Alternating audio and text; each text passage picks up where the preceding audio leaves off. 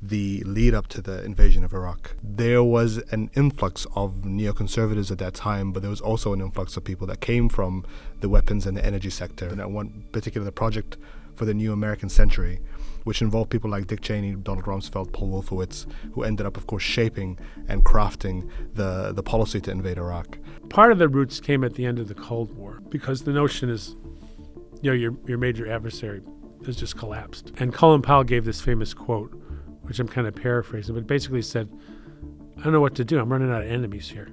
I got Cuba, I got North Korea, what am I going to do?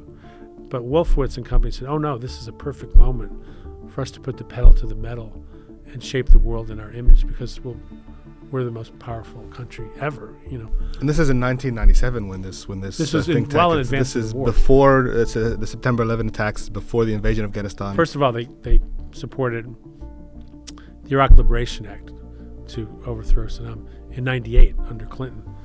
But they also had a paper that said, in order to get America to really take the kind of steps we're talking about, they have to be shaken up. It would almost take like a Pearl Harbor-like attack. And so, there's all these conspiracy theories. Did they gin up 9/11? Of course they didn't.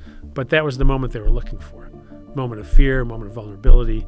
And then that's when they ran with the anti-Iraq stuff. And, when people, said, well, there's not really a connection here. Some of them didn't care. I mean, Tom Friedman went on PBS and said, well, we got to show the world that we can bust up stuff. And, so what if it's not the right place? And what they needed to see was American boys and girls going house to house from Basra to Baghdad and basically saying, suck on this. We could have hit Saudi Arabia. It was part of that bubble. Could have hit Pakistan. We hit Iraq because we could. And then, of course, Cheney had this whole group around that kind of tried to manufacture connections and actually would go browbeat the CIA and the others if they didn't agree with their assessments.